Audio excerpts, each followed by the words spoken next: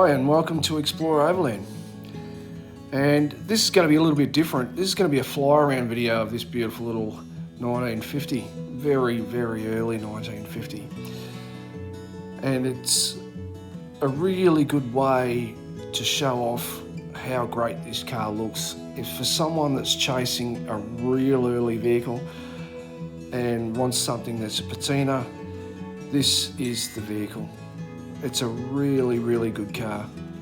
And the only reason I dragged this vehicle home is lights behind the grills this early in Australia are very rare.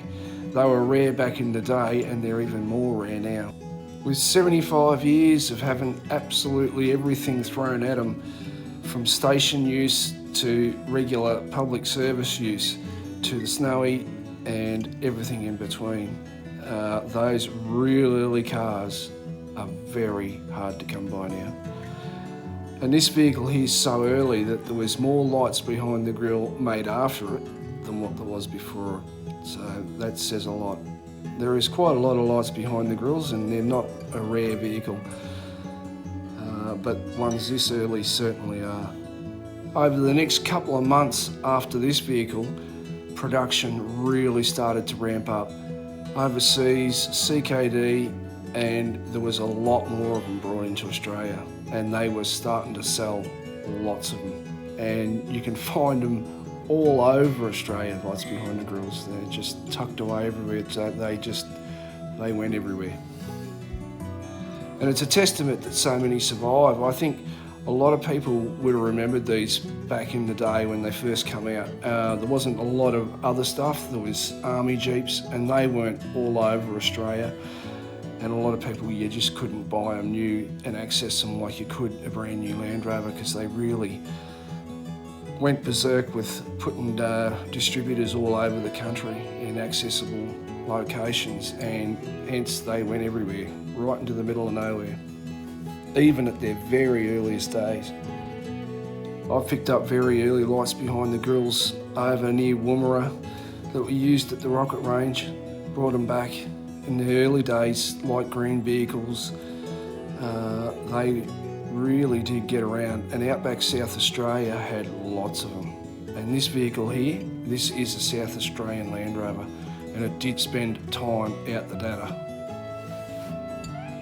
It was originally sold out in border country between Victoria and South Australia, but from there it went north up to Nadata, and then it came back through the family, and I bought it from Bordertown about maybe 10 years ago, maybe a bit longer. Normally I wouldn't have been interested in picking this vehicle up. It was only that it was so early that I ended up buying it. Because it was partly dismantled, I just normally would have left it behind. But yeah, being this early, I dragged it home. And people that are familiar with early vehicles, I mean real early vehicles, would know that this vehicle here, so if you were building a light green vehicle off a body tag or a bulkhead or a number, this is the sort of vehicle you need, because all the parts on this vehicle are pretty much changeover with 48s and 866 vehicles. So basically an 866 and an early 061 the same as this, we're talking within the same month of production. So it is a very hard to come by vehicle. And in Australia they're very rare this early, but all around the world they're very rare this early. Finding cars this early, and especially with all their bits and pieces. A lot of them were swapped out, with later bits and pieces and that to keep them running. So it's pretty rare to find one that's like a hat trick.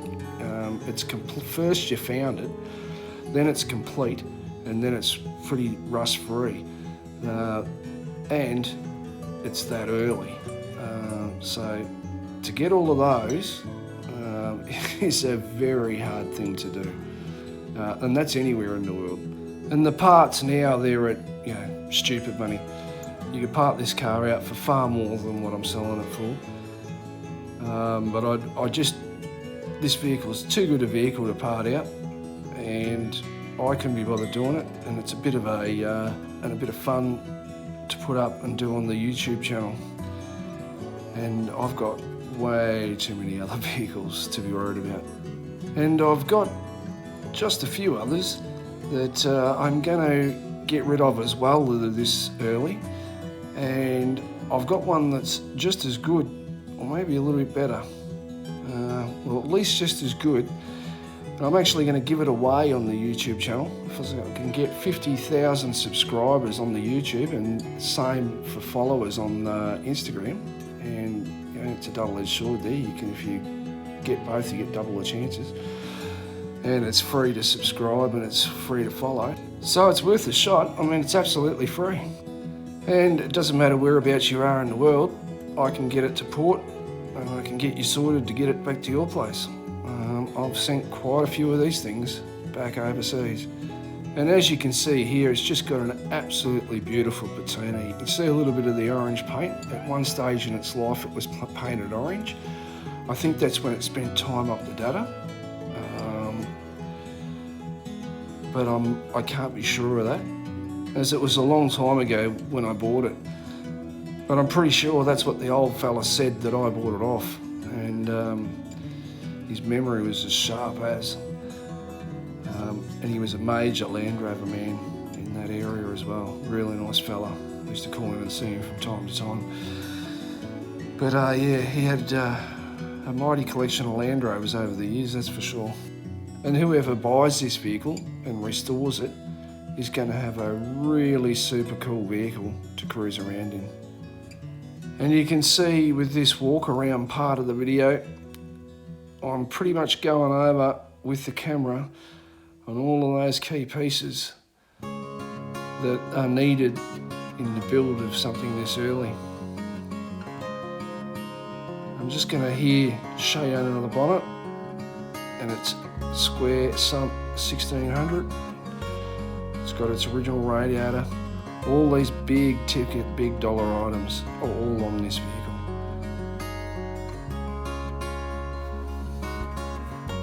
And there's its early 49 CBS exhaust manifold, and it's a mint one too, you know, like normally those exhaust manifolds, the fire and order and the CBS is well and truly gone off it. The old DVX distributor still advances and retards like a machine. It's got its 1600 rocket cover there. Lucas coil, Lucas voltage reg, and it's got its original early steering box and that. They're all date stamped. I've been through that with you while I was building it. 49 starter motor. Early cold start bracket. The right one for this period, because they changed a few times as I explained in all videos. And a beautiful pair of lights behind the grille lights, the original Rover ones.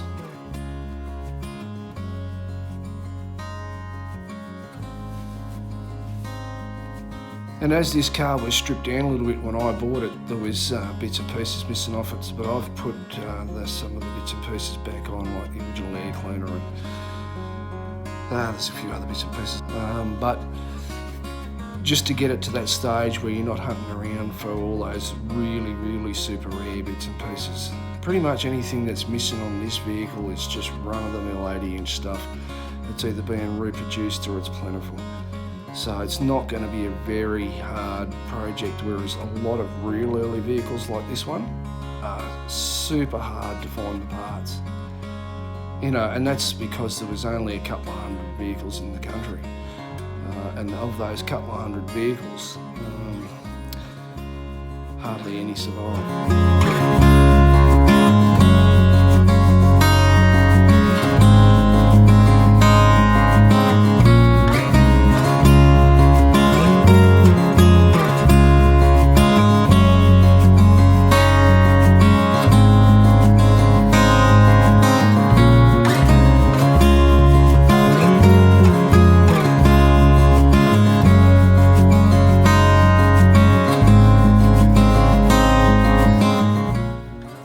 another thing of note is that this is a Pommy built one. This was built in Solihull, this one.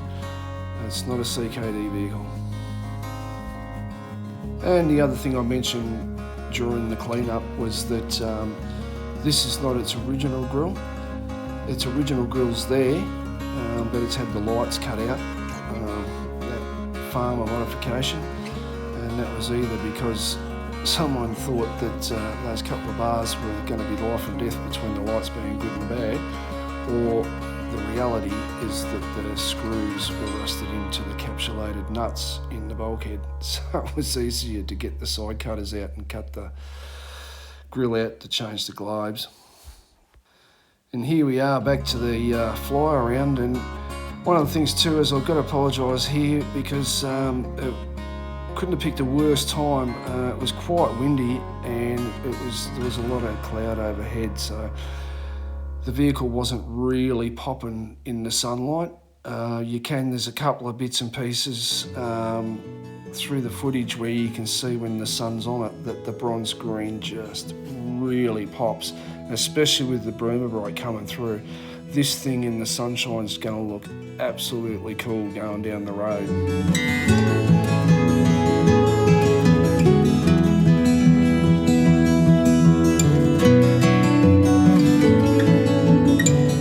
Another interesting thing of note about this vehicle is that the trafficator mount is the later version, and the vehicle was built around about that changeover time. I've got vehicles that are later than this that have got the trafficator in the earlier position.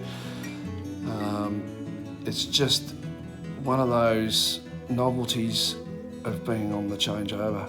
But you'll definitely find when you check the date stamp on the glass that it'll be its original windscreen frame. And I'm sure everyone else has noticed already that windscreen frame has not been broken. That is a very rare thing on an Australian early 80-inch. The spotlighters used to make short work of those. And the other thing I put in it that was missing, that I just remembered that I spotted on the fly around here, is I put the shaft in for the horn dip. That was completely missing. And back in the day, around the 45th anniversary when I first started going out to hunt down light greens, the old horn dips were really hard to come by, especially in Australia, because the sun would destroy the Bakelite. But it's just another one of those items that are made reproduction, and they're a dime a dozen now, and they're really cheap and they're easy to come by.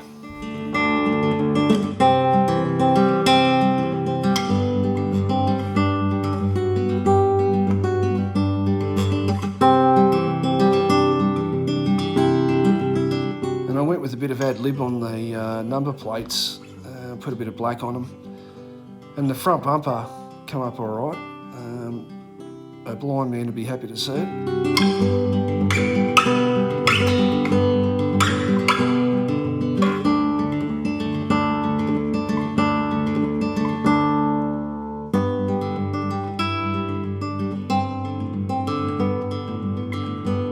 And the sun's just starting to come out here a little bit, so you can get an idea of how nice that bronze green looks, and the Burma Bright coming through it. And this thing just looks fantastic. And I got a lot of enjoyment out of ironing the panels out and putting it all back together. But whoever buys it, you know, when they're fitting the D-lights and the lenses in the side lights and the gauges and all that sort of stuff, man, it's just going to be a buzz putting this thing back together, because the more you put on it, the better it's going to look. You know, all that stuff refreshed on the patina and the Burma Bright coming through, it's just going to look sensational.